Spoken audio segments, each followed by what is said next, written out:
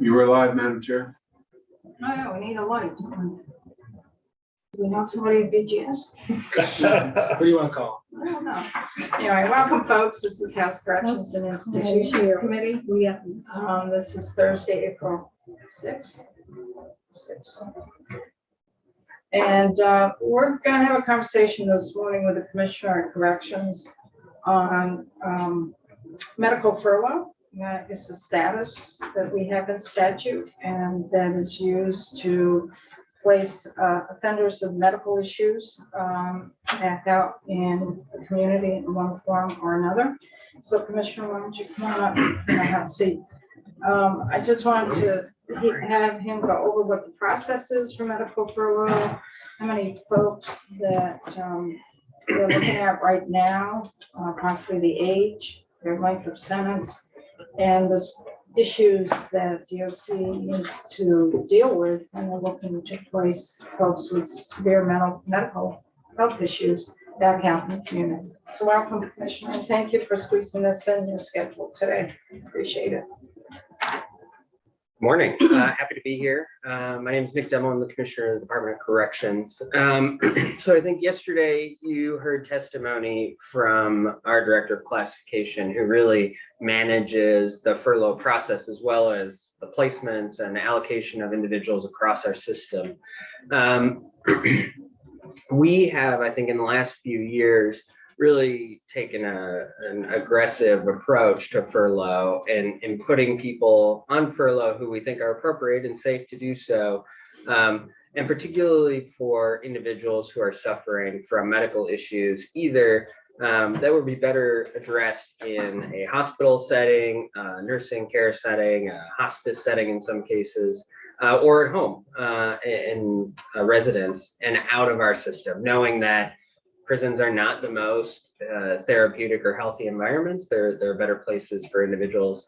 I think the tension for us comes that while we are interested in putting people out on medical furlough in particular, and to address many of the, I think, goals of the compassionate release bill that you referenced, we can only put people out, we can't place them in other settings. So a nursing care setting, a residential setting with nurse support. And that's really, I think, where there's a gap in our system of care between the correction system and the healthcare system. For example, just this week, we have an individual who is being moved to comfort measures, and I won't go into the specifics of his case, but there's no hospice placement for him. And so he will be with us likely until the end of his life. And that's not because we desire to keep him in our system. He presents no risk to the community or very minimal risk to the community, but it's simply because there's no placement for him. And I know that there is a constriction of available beds across the healthcare system and in really every capacity to include nursing care and hospice care centers. But I would say, you know, for many of the folks who would be eligible for a compassionate release or who we consider for medical furlough, if there is no placement for them somewhere else, they simply would be unhoused then. And I think that is also kind of a tragic environment to put somebody out in. And so often for the individuals who do max out of their sentence, who have these medical conditions, we take them to a local hospital. And that's unfortunately the best that we can do from our system without having some support on the other side. So what about, are there situations where the families could take them, or there are issues revolving around that? So I caught much of the Director of Classification's testimony yesterday, but I don't know how deeply he went into this, so forgive me if I'm repeating. So long as an individual meets our criteria for medical furlough or parole, some type of release, and the residence that they want to move to is an appropriate residence and they have no residential restrictions, certainly we would put them with family members. The concerns would be raised if they have conditions related to housing, that can't live in certain areas, or if they wanted to move into a residence with a potential victim of their underlying conviction, things like that. But in general, I think unfortunately, the population that we're talking about typically doesn't have a lot of community supports, either family members or other folks who are willing to bring them into their homes. They don't have connections to housing. And like I said, we can't find other appropriate bed placements for them. So we would be open to that if it were available, but it's not available in many cases, I guess is my point. So in terms of medical furlough and also the term compassionate release, where it's based a lot on someone who's achieving a certain age, getting to a certain age, either 55, 60, 65 years old, and maybe not having served their minimum at all. The thinking is if their health is declining, just release them to a family member. And on the surface, I think that makes sense and looks pretty simple, but that's why I think we need to do a little deeper dive. Should it be age related? If there's some medical issues there or not, they do have a sentence that came down from a court, so they obligated to carry out some of that sentence. And sometimes the family member will say, yes, I can take them, they're fine. But then the community might have some concern about it because it could have been a violent crime, and the community is saying, wait a minute.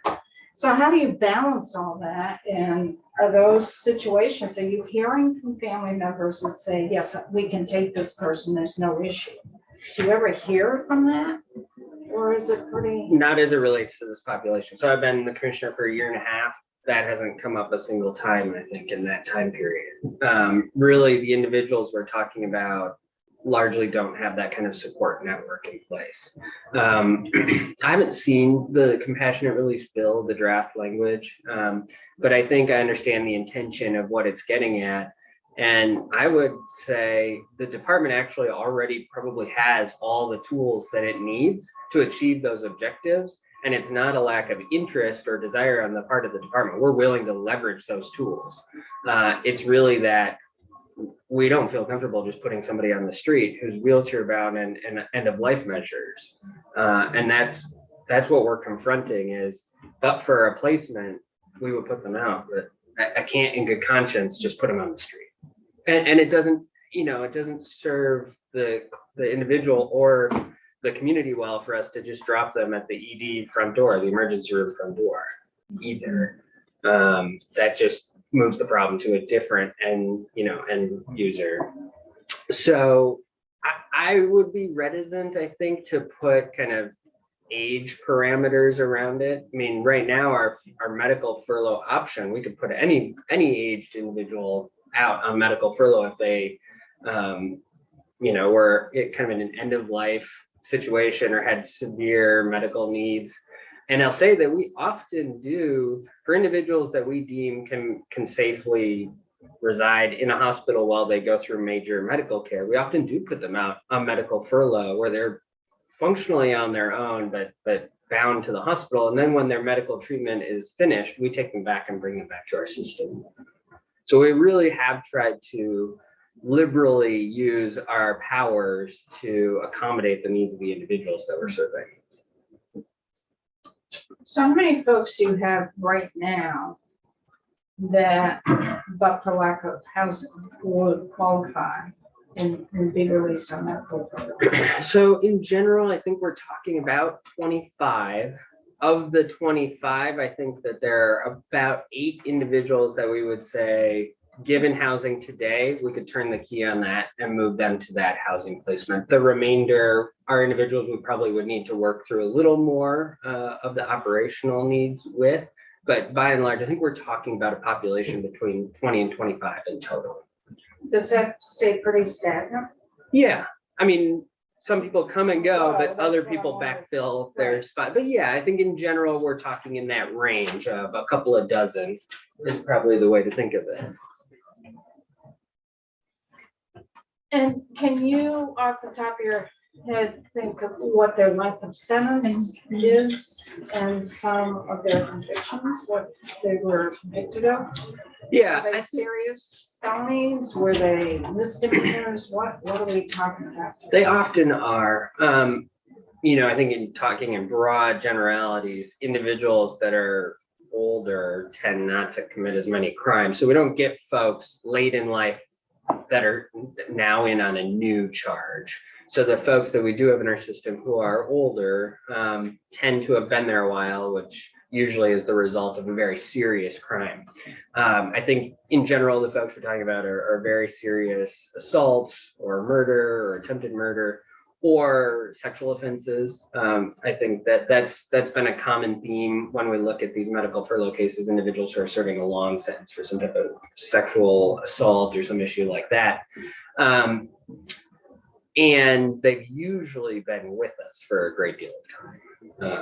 And so I think that could change a little bit as our population continues to get older in the prison system. So we could get folks that are, earlier in their sentence who are having pretty serious medical issues. But what we've seen now and historically tends to be individuals who are serving long sentences for very serious underlying crimes. And what are some of the medical issues that corrections is dealing with these folks? Yeah, I mean, off the top of my head, we see a lot of diabetes cases. We see a lot of organ failure, whether it's kidney, liver, issues like that. We have a lot of respiratory issues that we're coping with. And I think that probably is exacerbated by the pandemic. I think society-wide, we're seeing an increase in respiratory issues. That I think we also see a lot of cardiac issues. We know that's true of the population as well, but cardiac issues tend to be more prevalent in substance use disorder. Folks with substance use who have used substances for a long time, it erodes kind of the cardiovascular system. So, similar to what we see in society, but kind of supercharged, I would say. And quite often it's been stated in here that for folks who are coming into the correctional system, a 40 or 50-year-old may have more of a body and health issues of a 70-year-old. Yeah. And is that still true? I think this is so. the testimony we've heard over the years. Yeah, I think the data supports that. And I think particularly for folks who spend a lot of time incarcerated, they age, at a more rapid rate. I mean, it's a physically demanding environment. Everything is hard, it's loud, the floors are made of concrete. And so, and the lifestyle, as much as we try to bring wellness into the system, and that is certainly a growth area for us, the lifestyle is not particularly healthy. I mean, it's not built in that way. And so I think individuals do probably age faster in an incarcerated setting than they do in the general population. John? Could you delve into the financial responsibility the state has in medical care and when it when and if it ends? Yeah, so we have a medical contract that covers care within our facilities. It also covers care at a hospital, any care that goes beyond what can be provided by the medical contractors. So that would be specialty care. For example, if you needed dialysis, it's actually not a particularly good example because we can provide that in our system. But if you needed some type of specialty organ care that the provider couldn't provide, the individual will go to the specialist or the hospital, and the provider covers up to a certain amount. And then beyond that, there's if it requires a hospital level of care, Medicaid will start to kick in. If it doesn't require a hospital level of care, there's a cap that the contractor pays annually, and we can get you the exact number. I think it's somewhere around $100,000, $110,000 a year. Per inmate? Per individual, yeah. And our responsibility is until they've maxed out or been, you used the word released. Yeah, when an individual leaves the actual incarcerated setting, so in any format, furlough, parole, they max out of their sentence, our medical care for them ends, and Medicaid, well, for most individuals, then Medicaid kicks in. If it was a high wealth individual, Medicaid would take over. So furlough, Even though it's an incarcerated setting, the individual's in the community. Yeah. And so we don't provide any medical care in the community. All the department's medical care is provided within the facilities. But Medicaid would kick in for that individual. For what it's worth. Chip, and then Wayne? So where are we at with medication? Certainly there are medications that would aid individuals with health issues that could be dangerous to be put out in the general population. Sure. So, and when I was working, there were lots of limits and whatnot, and I'm not wondering where we're at with that right now. Are we still, making decisions based on rather than the health of the individual, but the possible detriments to having those drugs circulated? Yeah, I think in any prison setting, there's always a concern about diversion. This idea that you could not use your drugs and either sell them, trade them, give them to some other individual who doesn't need them or shouldn't have them. But I think by and large, any medical need is addressed by the medication that's needed. And I think there's been some innovations in that field to avoid diversion. So there's like these, I don't know if you've ever seen the Listerine strips, the Breathman strips, things like that that are very hard to divert. You can watch the individual have it dissolve, things like that. Medication can be given intravenously. Obviously, that can't be diverted. So as long as it is the medically appropriate decision for the individual, it should be provided. And I haven't seen any concerns about that in my time, but certainly that would be a concern for us because I've said it recently as we switch medical contractors, really our correction system is striving to achieve the Vermont community standard of care, which would require anybody who needs medication gets the medication they need.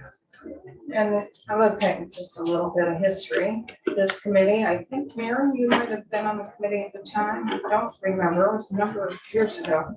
We did a lot of work about the continuity of medication when a person's coming in, what was happening. There would be substitutes that would occur within DOC in terms of what had been prescribed out in the community. We did a lot of work and put in statute that when a person comes into the incarcerated setting, that the prescription that they're on in the community continues when they're incarcerated. Yeah. We did a lot of work in this committee to ensure that it's in statute. Yeah. So, and we've done a lot of these initiatives. Yeah.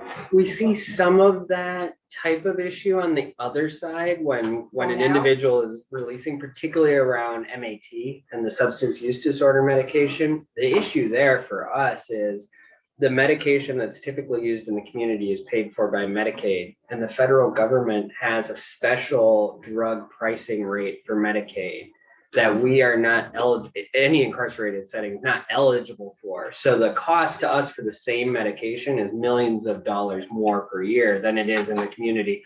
And so you want this easy bridge between the facilities and the community, but there are these hitches. Now, the president and the federal administration is examining ways around how to expand Medicaid and looking at Medicaid in an incarcerated setting. Some of that could be resolved in the coming years, but as it stands now, so long as we're not eligible for that same pricing rate, those drugs are extraordinarily expensive. It's almost like the books are stacked up against you, against corrections, some days. I have that feeling some days. Yeah. Wayne and then Mary? Sounds to me like you already have the tools in order to, within the bounds of the law, to be able to let people out in a compassionate manner for medical kinds of things. I was looking online and I found testimony on S18, which was compassionate release amendment to S18. What was S18? I don't know what it had to do with, I don't know what it was, but I was just reading this and it seems like it might be the impetus for some of this. There's some woman in prison and there's an interfaith group that was working to do it. And they were suggesting that there needs to be improvements in the system. But it looks like this person's had a 17-year sentence and is disappointed that, and had a lymphoma or something like that and had recovered from it. And the person was saying, you're recovered, so you're not eligible for compassionate release. But was, going forward with testimony in favor of amending S18 for compassionate release. And I don't know what the amendment would have been, but just wondered if you knew anything about that. I don't. I mean, you raise an interesting point, though. I will say we don't have the tools. I mean, the individual would have to meet certain criteria, but we don't generally have a tool to release somebody simply because they're a certain age. So we wouldn't say like, oh, when you hit the age of 80, we automatically release you, unless you met the other criteria. That is not a tool we have. But as it relates to individuals with medical issues, or we're facing kind of an end of life situation, serious medical needs, we do have those tools in place. So to clarify, as it relates to compassionate release, simply based on age and not based on any other factor, we don't have that tool unless the individual is past their minimum. We determined they were low risk. And if we had something like that, that gave a time limit in terms of age, it would sort of circumvent the whole judicial system. Yeah, and that certainly would be a policy decision for the legislature to make. If it determined there was an age at which they thought nobody should be incarcerated any longer, my recommendation would be to keep that, if you were going to go down that road, to keep that as simple as possible. One of the things that we really struggle with is when there's a lot of carve-outs and exceptions, it's very difficult for us to manage that within the population to make sure the right individuals are getting down. So we've seen some 65-year-olds, 70-year-olds commit murder. Sure. And if we had a law to automatically let them out, then there'd be no penalty for murder. Yeah, I mean, that I won't comment on what's right or wrong, but I do think it's fair to highlight that there are three co-equal branches of government all doing work in this space. And so the judiciary does make those determinations. And one other caveat is if somebody is pre-sentence, so they're a detainee, the rules that I was talking about do not apply. They would have to be released by the court. We don't have the court. Correct. We don't have the power to release any detainee without the court's authorization. Mayor, and then John. So what is your goal with the MAT population that are receiving those medical prescriptions, shall we say? Because when we first passed it, and we talked about this yesterday, the numbers went way high that first year. Mm-hmm. So there were folks that really weren't on meds or had an addiction or that when they came in. Mm-hmm. But then when that was instituted, the numbers went way high. Is your goal to look to get folks treatment and off of drugs? Or is it to just kind of maintain across the board where they're at? Yeah, I mean, I think there's two parts to that question. On the one hand, I do think that we can and should expand our access to, drug counseling, those types of groups to help with the substance use disorders that folks are suffering from. I think that's an area, and we've talked a little about that recently with stakeholders to say, 12-step programs, Narcotics Anonymous, Alcoholics Anonymous, those types of programs. How do we, knowing that COVID has largely, abated for us, how do we get that back into our system? How do we do more in-person groups? Because we know the efficacy of in-person counseling and in-person support groups like that is quite good. So that, I think on the one hand, yes, we do need to spend additional time and energy bolstering those programs.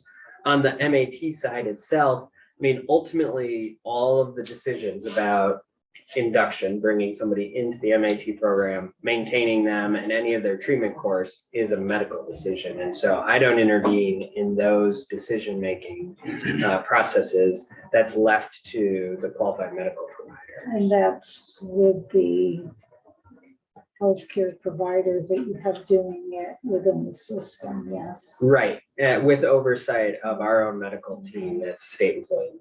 Because I mentioned yesterday, and I'm hoping we will be able to get a review of this new provider that Sure. you've just locked in, because I think that's really important.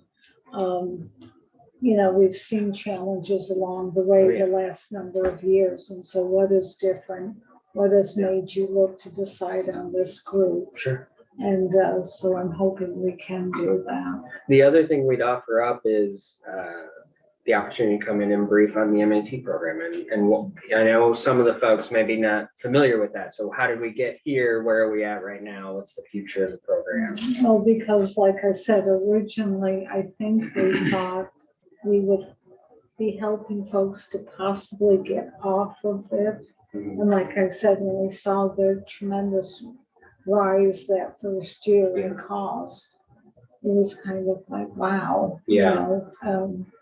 So yes, I think both of those areas would be important. And I think frighteningly, folks that are coming into our system, detainees or sentenced individuals, the rate of substance use disorder is astronomically high. Off the charts. Yeah.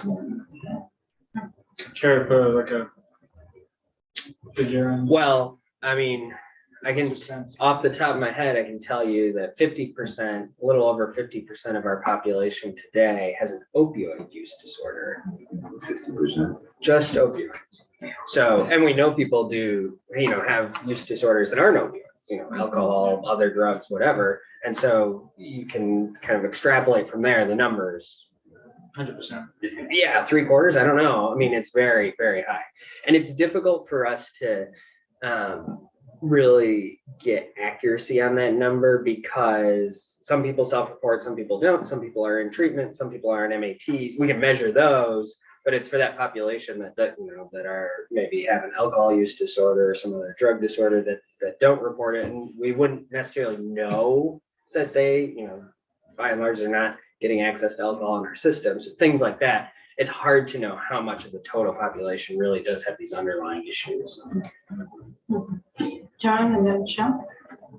Do you have a facility? Yesterday, we saw some charts and it looked like most of the older inmates were in Springfield. Which usually translates to the ones that are having most medical issues. Yes. Do you transfer inmates into different facilities depending on their medical conditions? And I also want to take that to the out-of-state inmate. Yeah, so that's a very good question. So we have specialty care and a more robust medical framework at Springfield, which is why our older population and our more vulnerable, either medical or mental health population goes to Springfield so that they can gain access in-house to more resources. So that is our primary facility for our geriatric population, our high medical needs and high mental health needs population. We can do that other places too, but that's kind of where it's the most robust, which is why you see that. It's also why, unfortunately, you see a greater propensity of deaths from Springfield than anywhere else. It's because that's the population they're dealing with the most vulnerable. Oh, I just Do you want me to go to the next one? Okay. When you use the word provider, is it more like an insurance company or is it the providing physical care? No, it's essentially a hospital inside of our system. Okay. I would think of it that way. And the department functions as the hospital administrator, and then the company provides Staff, staff, supplies. equipment, Okay. defibrillators, anything that they need, they're responsible for providing. Okay.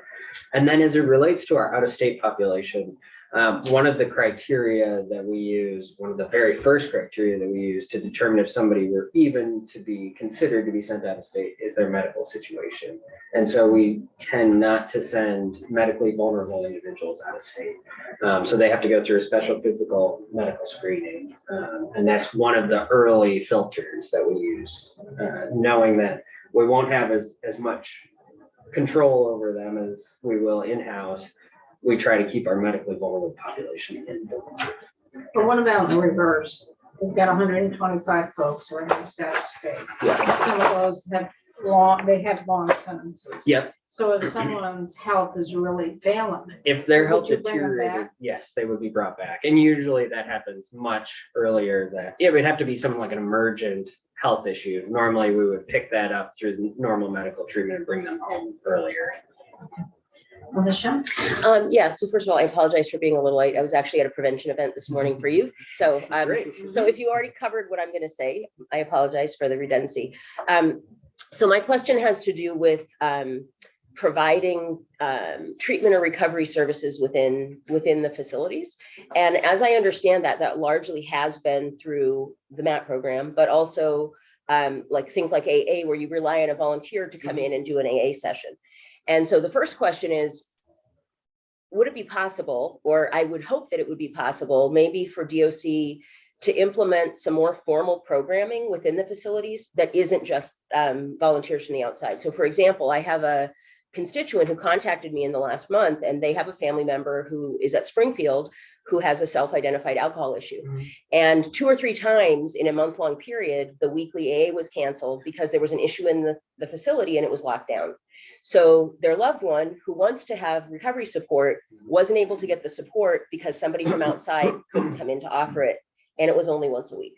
So whether it's alcohol or whether it's other forms of substance use disorder, I'm wondering if DOC is looking at or could be looking at other types of treatment they could provide within the facility, because like you said, such a high percentage of our individuals that are incarcerated have those co-occurring issues. Yeah, that's a great question. I mean, I think we are interested in that very much. I think we run into 2 difficult realities. One is a funding reality. It's, challenging to increase the size of the budget. And the other is the availability of trained individuals who can facilitate those things. And I don't know how that has played out as much for AA or NA, things like that. But I know as we look at other programming, mental health programming, the sexual offender programming, it's nearly impossible to find programming, individuals who can provide that level of programming. So we've contemplated different ways to achieve that, whether we develop state employees, train them to do it and bring that in-house. That has limitations as well. But so the short answer is we'd be interested in that, but we have some difficult realities that we have to grapple with as it relates to cost, and then finding people who could actually do the work. You're right that historically we've relied very heavily on volunteers to do that type of programming, and that basically stopped during COVID. As you can understand, we need to get back on a better cadence with that. So I know Troy and Michelle missed the first part of your testimony where we were talking about folks who are aging out. Yeah. Medically, or their health is in great shape, and trying to find placements for that. So one thing that we have heard in the past, and I don't know if this is still true or if it was true to begin with, but for folks that really need nursing home care, and particularly if they were convicted of a sexual offense, that the issue was more on the nursing home side, that they might lose Medicaid coverage if they were to accept someone from an incarcerated setting that was convicted of sexual offenses. Have you experienced that? Have you heard that? That's what was mentioned to us over the years. And I haven't heard that. I'm probably not the best person to speak to that piece. But we know that it's very difficult to get a placement for a justice involved individual.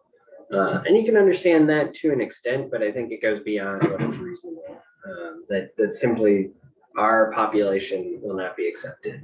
And I understand there are constraints on that whole system, as we talked about earlier. The beds just aren't available to begin with, but they seem to not, especially not be available when we need some access. And so just to recap kind of my comments at the very beginning, we are committed to putting people on medical furlough, getting them out of our system, particularly as they have really serious medical issues or they're in end of life care, those types of situations. And we have the tools to do it, and we try, and there's nowhere to let them out to. And so we work for weeks with nursing homes across the state trying to get folks in. We work with the hospitals, and often, if not almost always, we come up short, where we just cannot find somewhere to put them. And so I think we have the tools we need. We have the interest, the desire, but we're missing that piece on the other side of, and now where do we take them? Because as it stands right now, we would simply be releasing them out into the street. And at least with us, it's not the right place for them, but at least they get medical care. They can get access to prescriptions. They can get kind of services that we provide. We're in a really tough spot. And it's something we've been grappling with a lot and really disappointed that we can't find places for folks to be released to.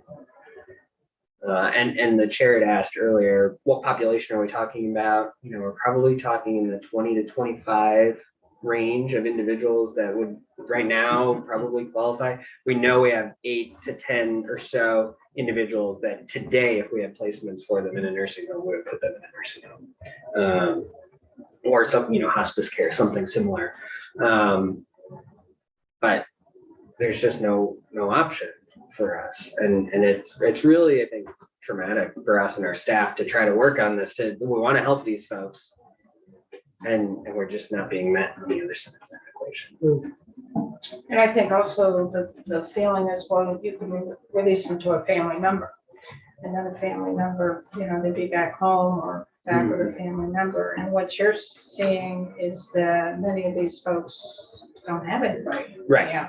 We talked briefly about this earlier. There's just no support network in place for them. So they don't have family members or friends or people willing to take them. Or in rare circumstances, the family member is a victim of their crime or the residence is not appropriate for some other reason. So, but that's the minority. I would say the vast majority is they simply don't have a support network out there. And we have the tools, and then we have medical furlough, Mm-hmm. and we also have medical parole. And after this testimony, we're going to have the parole board here. We're going to have the chair, and we can talk about the medical parole piece as well. I would encourage also, I think you had mentioned at the beginning, bringing in the Defender General's office, because Matt and I have talked about this quite a bit. And I think he and I share the same frustration and concern on this topic. We've got a population we could release, but we can't because there's nowhere to take them.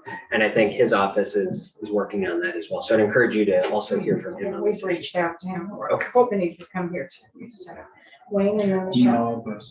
I'm wondering if it would make sense for DOC to propose sort of like a DOC nursing home or something like that. I mean, I think a facility that we could transition people instead of being incarcerated in our facility, probably at Springfield, to have it. I mean, would that make sense or not?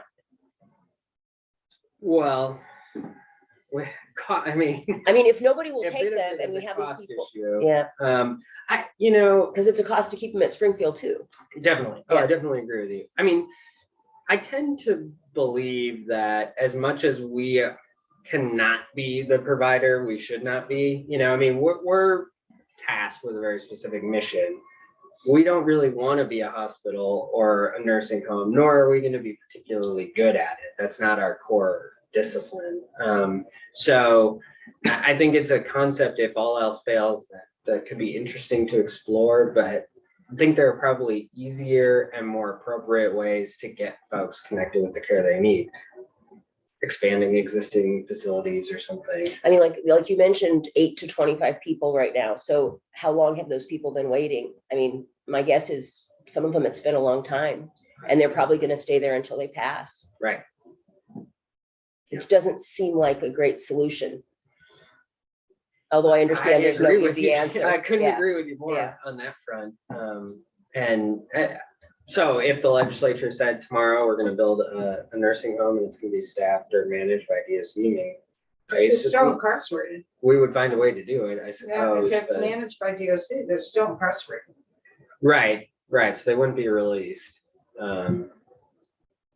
My sense, without having really any evidence to back this up, is that there's probably better ways to accomplish that objective. I think when we're, and this is not new to this committee, we know the pressures that are on our current facilities, that the structure of our current facilities are totally outdated for the needs of our offender population as well as our staff. Yeah. Totally outdated. Yep. Even the newest ones in Newport and Springfield just don't have that flexibility. And the pressures that DOC is seeing, the residents there are aging out.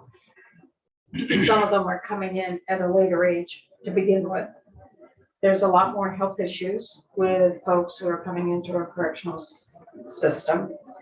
And you combine all that, and that's why the Springfield facility, it was originally built a larger infirmary, knowing that the other facilities didn't have a large enough infirmary to deal with the needs. That's why by default, the folks, the residents with the highest medical needs are being housed in Springfield because of that larger infirmary. But that is not, that's not enough. And one thing we've talked about as we go forward with looking at replacing our facilities with more flexible facilities, we're going to have to incorporate a geriatric unit or a medical unit of some kind to meet these needs. That's what's gonna have to happen. That's why those specialty beds that we contemplate are so important to the future of any facility. But as you well know, I mean, the Springfield facility for the first few years of its existence, that infirmary had 1 or 2 people in it. Today it's full every day. And you know, the New York Times did a study of prisons across the country earlier this year and found that Vermont has the lowest death rate in the country. We've had 10 Within our facilities? Yeah, we've had 10 or 12 people die this year. And that is not gonna change, most likely. And it's not, and it's because we're dealing with an older, sicker population and we don't have options for them. For incarcerated folks with terminal illnesses, can you discuss their utilization of, end of life options for, that remote residents have to enter? I don't think we've had, well, I know that we haven't had anybody explore that in my time. And have not asked how that would be managed were it to be requested. But it's available to other Vermonters. And so I think that's something that we would contemplate. It becomes, I'm putting my lawyer hat on for a moment to say, like, even though somebody wants something in an incarcerated setting, I think there's a presumption of duress because they're not free. And so if you say, I want to die in prison, that doesn't mean the state can just let you, pursue this because you're under duress in your decision-making because you're not free. And so there, I think, could be some concerns on that front. That'd be an option to someone in a nursing home and outside. It would be somebody, but it would be an option. Yeah, if you're on parole, for example. Yeah, that's a different situation. Correct. Yeah. What would you say is the biggest hurdle for you finding nursing home beds, just because there's a shortage in general, basically? I think it's I don't know exactly, but I think it's a confluence of factors. I mean, there is a huge shortage of beds just to begin with. And then I think there are legitimate and sometimes illegitimate fears about the population that we would introduce into that setting. But I think as Josh testified to yesterday, many of these individuals are immobile, unable to really be violent, and they have the same characteristics of other individuals who are, have dementia or other issues. They say things sometimes that are not appropriate, but so do non-justice involved people, but it's looked through a different lens, I think. And so all of those factors kind of weigh against us. I think in large part, though, to give credit to that, to the nursing community, there aren't beds available. Yeah, it's just kind of an unfortunate reality of our state, and I think probably the broader region. Yeah. So any proportion of, must be some proportion of incarcerated people that are were from out of state and they committed a crime in Vermont and might be in prison here. And so they don't have family here someplace else because of the nature of where the crime was committed. Any sense of whether that's part of the problem or what proportion it might be? I suspect it's not, but I don't know that off the top of my head. And if that was an issue and there was family members out of state where the person came from, they could ask for medical parole, because parole does allow you to go across state lines, furlough does not. And the state is part of a interstate compact. So there are mechanisms where we can essentially ask another state to take one of our individuals on parole or incarcerated, and vice versa. So if the individual was from New York, we could ask New York to take them, and there's essentially a treaty between states that allows for that. Other questions? So we're trying to schedule in the Defender General, and figure out, and we will schedule in, is it WellPAC, the new medical contract? Did they used to be Core Civic? No, they used to be Correct Care. Correct. Care. That's what I meant, correct. We had Correct Care, didn't we? Yeah, 2000. And then, so this was a reformulated. Yeah. Okay, so it's, I know you just signed the contract. Mhm. So, maybe sometime, I don't know if you have time next week, someone would have time next week to come in, give us an update. I'm just curious, I just got the email that popped up, your media advisory for your vision, mission and values statement. Is that something maybe we can get a presentation on or something like I mean, that? I haven't seen the email. It just I don't have popped time up. to read my email. Yeah, She's good. there in the last like 10 minutes. We like the walk and chew gum approach. Yeah, we'd love to come in and talk to That you would be about cool. our approach to that and the presentation. Would be great. I have time next week. This is kind of a catch-up time too. We have to do a little deeper dive into DOC and have understanding what's currently practiced, what's currently in statute, and what maybe some changes as we go forward. The only other group that you may be interested in talking to about any type of compassionate release or medical release is victims' rights group. I feel like sometimes, we have a victim services team within the department that does a very nice job, but sometimes they get left out of the conversation. And I think that's an important voice to hear from as well. We would like to victim services to come in and discuss it. So, Yeah, we can facilitate that. we're not. And they may Because have they have the victim services internally, but also there's another. some victim advocacy groups. Yeah, but within your department, victim services, I think we'd like to understand how it would go to. Yeah, they do excellent work. I'm sure they'd be excited to come in and talk to you about it. Anything else? Thank you. Great. Thank you very much. Thank you for squeezing us in. Yeah, happy to do it. And let's, for the committee, take a very quick break because we have a goal.